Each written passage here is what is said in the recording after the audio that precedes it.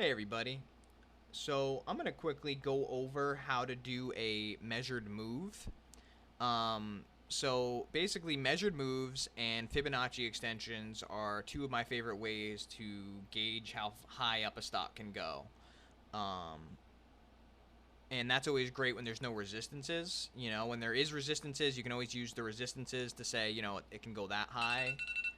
Um, but yeah, so if there's no like resistance above, you can use the measured move, or you can use the Fibonacci extensions. So in this case, right, um, the measured move, I would start back here um, for the measured move, and you measure the bottom of the start of the trend line, the bottom trend line, right, to the top of the um, triangle.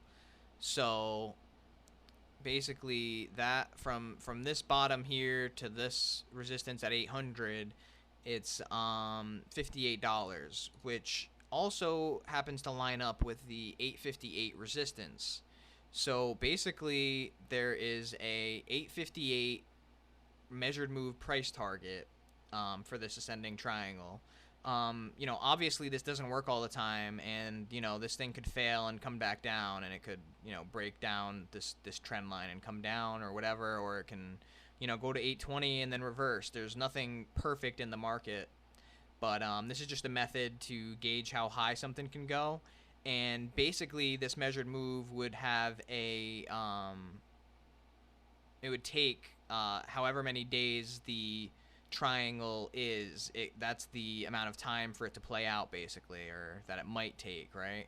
So this was 1, 2, 3, 4, 5, 6, 7, 8, 9, 10, 11, 12 trading days, right? So that kind of means it should hit 858 within 10 trading days. Um, yeah, this is just one way to measure a potential move, and it's definitely helpful.